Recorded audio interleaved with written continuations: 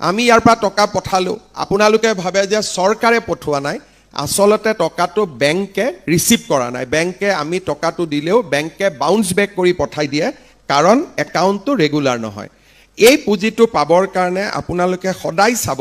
যে আপোনালোকৰ বেংক একাউণ্টটো যাতে KYC হৈ আছে আৰু বেংক একাউণ্টটো যাতে নৰ্মেল আৰু ৰেগুলাৰ হৈ আছে এইবাৰ আমি আৰু অলপ সতৰ্ক হৈছো কাৰণ যেতিয়া লৰা ছোৱালী বিলাকে মোক কয় যে মামা পোৱা নাই মোৰো মনটো বেয়া লাগে সেই কাৰণে এইবাৰ আমি কৰিছো কি যে আপোনালোকৰ পৰা আমি আধাৰ নম্বৰটো বিচাৰিছো যেতিয়া আধাৰ আৰু বেংক দুইটা আমি একাউণ্ট পাই যাওঁ আধাৰ নম্বৰটো পাওঁ একাউণ্ট নম্বৰটো পাওঁ তেতিয়া হলে একাউণ্টত টকা ডেফিনেটলি সোমাব কিন্তু তাতো এটা কথা আছে আপোনালোকৰ দুটা যদি একাউণ্ট হৈ আছে যিটো একাউণ্টৰ লগত আধাৰ লিংক হৈ আছে সেইটো একাউণ্টহে আপোনালোকে পোৰ্টেলত বা ফৰ্মখনত ব্যৱহাৰ কৰিব সাধাৰণতে কেতিয়াবা মানুহৰ দুটা তিনটা বেংক একাউণ্ট থাকে কিন্তু গোটেই কেইটা একাউণ্ট আধাৰ লিংক হৈ নাথাকে এটা একাউণ্টহে হৈ থাকিব সেই কাৰণে আপোনালোকে ফৰ্মত আধাৰ লিংক বা আপোনালোকৰ যিটো একাউণ্টৰ লগত আধাৰ লিংক হৈ আছে সেই একাউণ্টটোহে আপোনালোকে পপত্ৰত লিখিব বা যিটো পোৰ্টেলত আপোনালোকে ফিল আপ কৰিব তাত লিখিব সেকেন্ড কেতিয়াবা আমি এই কাৰণেও একাউণ্টত পইচা নাপাওঁ যেতিয়া আমি একাউণ্ট নম্বৰটো লিখি যাওঁ আমি টাইপ কৰোঁতে কেতিয়াবা জিৰ'টোৰ জাগাত আমি অ' মাৰি দিওঁ এতিয়া আমাৰ কাৰণে অ' আৰু জিৰ' দুইটাই দেখিব একে কিন্তু আজিকালি টেকনলজিৰ ওপৰত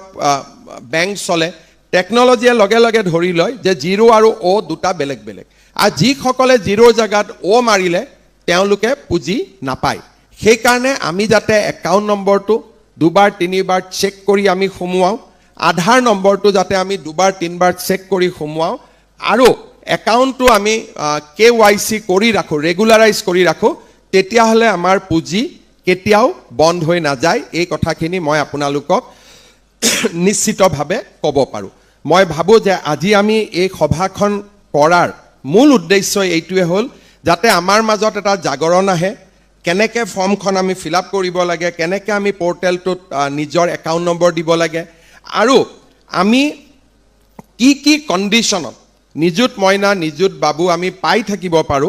এই গোটেই কথাখিনি যাতে অসমৰ প্ৰতিখন কলেজৰ ছাত্ৰ ছাত্ৰীয়ে বুজি পায় তাৰ কাৰণে আজি আমি গোটেই অসমতে প্ৰায় 500 জাগাত এই মিটিংখন আমি অৰ্গেনাইজ কৰিছো আৰু আমি ইয়াত কোৱা কথাখিনি থ্ৰু ভিডিঅ' লিংক সেই জায়গাটো আমাৰ ছাত্ৰ ছাত্ৰীসকলে শুনি আছে গতিকে মই ভাবো যে তেওঁলোকে নিশ্চিতভাৱে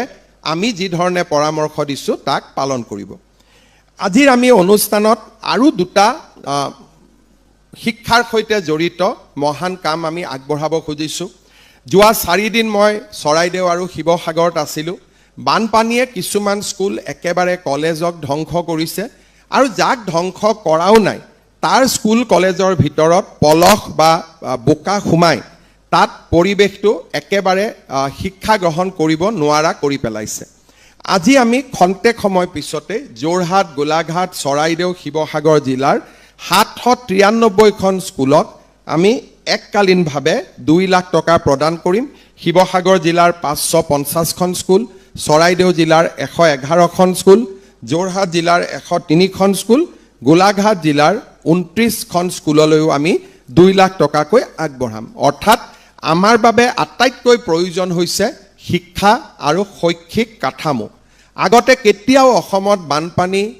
এতিয়ালৈকে পানী শুকুৱাই নাই পানী শুকুৱাৰ আগতে কোনেও এই কথাবোৰ চিন্তা নকৰে খালি ৰিলিফৰ কথা চিন্তা কৰে যে চাউল পাব লাগে দালি পাব লাগে কিন্তু আমি এটা কথা মনত ৰাখিছো যে অসমৰ সব কলেজ স্কুলত যদি ক্লাছ আৰম্ভ হয় শিৱসাগৰ চৰাইদেউ জিলা দুখন পিছ পৰি যায় তেতিয়াহলে আমাৰ ছাত্ৰ ছাত্ৰীসকলৰ শৈক্ষিকভাৱে যথেষ্ট ক্ষতি হ'ব সেই কাৰণে আজি আমি 2 লাখকৈ টকা